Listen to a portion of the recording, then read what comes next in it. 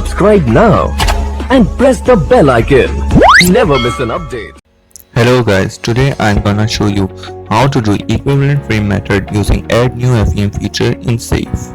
In this video, we are designing the column strip of this slab data. We have the slab thickness of 6.5 inch thick in the span of 24.59 feet and the 7 inch thick slab in the span of 26.92 feet and a 6.5 feet. Here, this beam is 12 by 24 and all other beams are 15 by 24. And this is the height of column mentioned here, 13 feet height of column. This span is 15.5 feet and 15.5 feet. So the column strip length is 15.5 divided by 4, which is 3.875 feet at the left side and at the right side equal.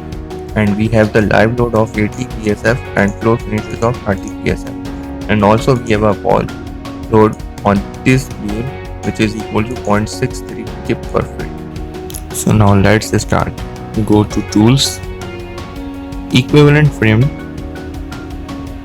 and click on add new FEM.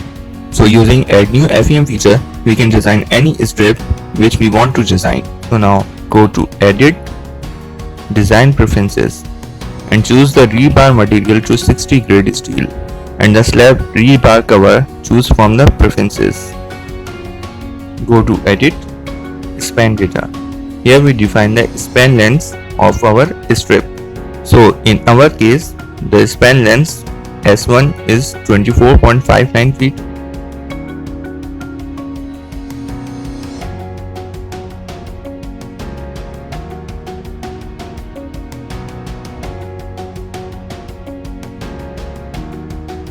S2 is 26.92 feet.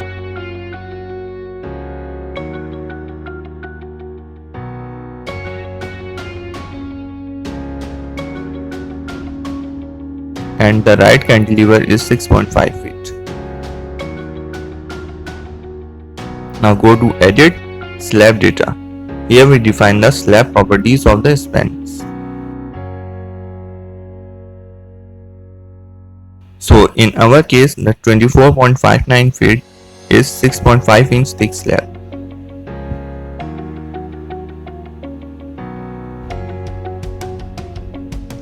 And after that is 7 inches slab.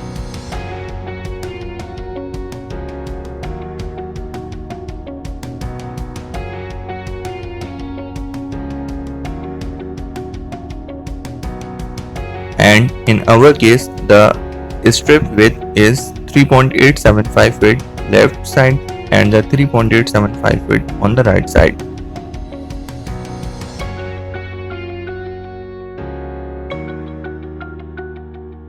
So the after S1 and the before S2, the slab property is 6.5 inch.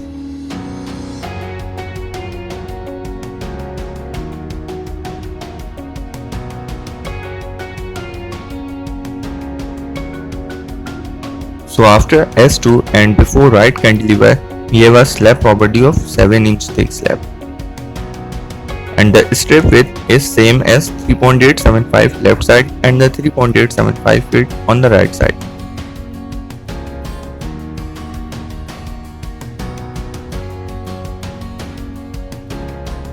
Now look the graphical formation. This is 6.5 inch and this is 7 inches.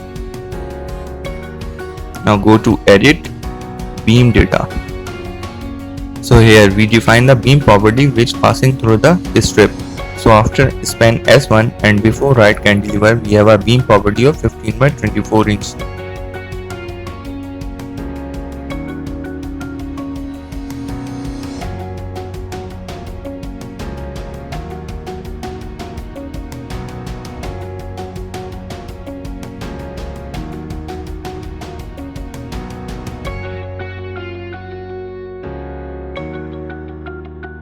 Now go to edit, point support data.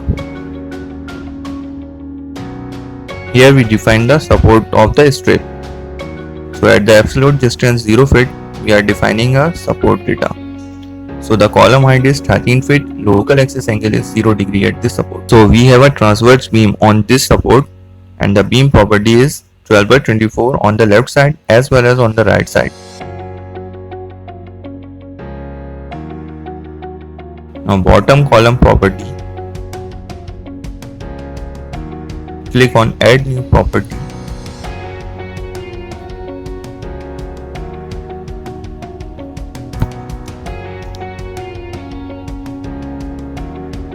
Here we are defining a column property of 18 by 36, material of 6 ASI, and the column section is 18 by 36.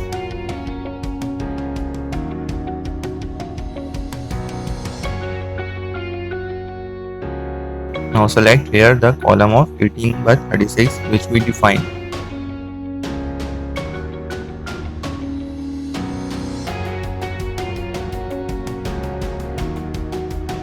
Now for the second support.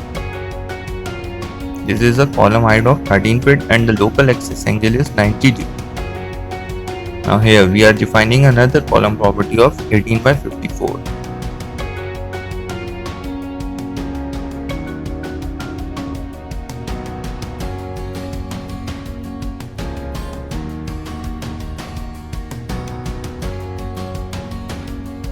Here the transverse beam is 15 by 24 on the both sides. Now the third column support, same data as we defined for the second support. Only the column property is changed. So here we are defining another column property of 18 by 48 inch thick.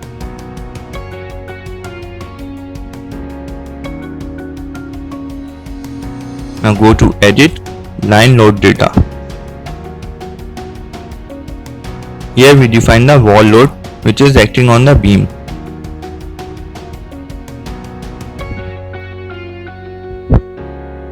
The load pattern is wall and we have a force of 0.63 kip per feet from start to end.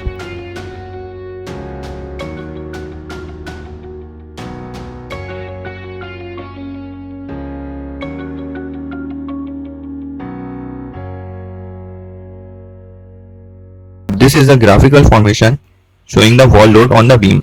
Now go to edit, area load data. Here we define the area load which is acting on the slab. So load pattern of live load. We have a live load of 80 psf from start to end. Now look at this, the graphical formation.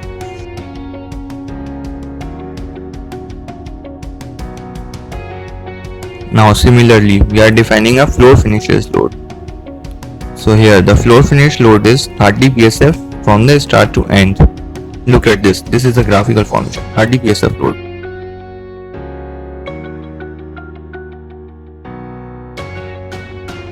Here we mistakenly write 29.005. It is 24.59 feet absolute distance. Now go to run analysis.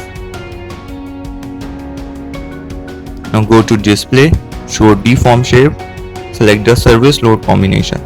This is the graphical formation of the deformation in the Z direction.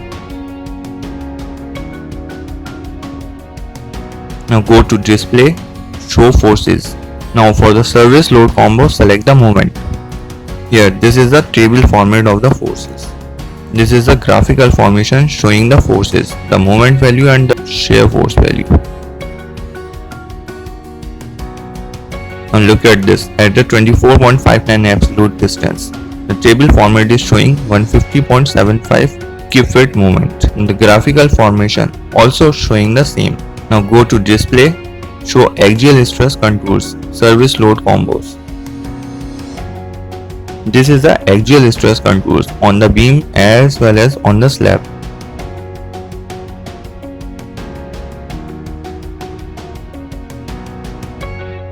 Go to display, show design reinforcing.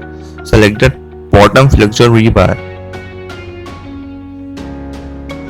Now this is the graphical formation of the bottom reinforcement.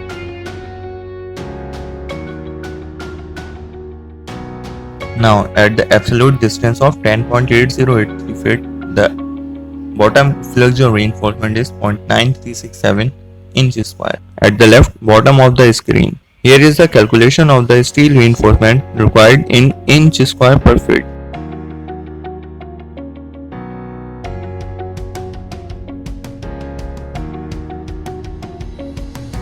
At the absolute distance of 37 feet, the bottom reinforcement is 1.0867 inches square.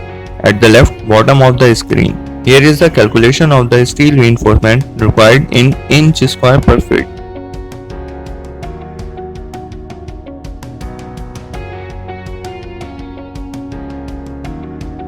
Now go to display, show design reinforcing for the top flexure rebar.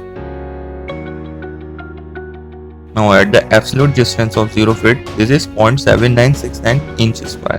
At the left bottom of the screen, here is the calculation of the steel reinforcement required in inch square per feet.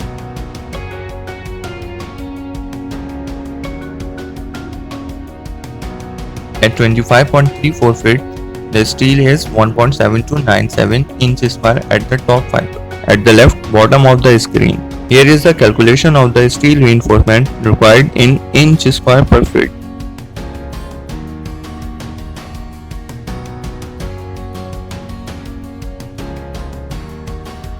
At the 50.76 absolute distance, the top reinforcement is 1.25 inches square.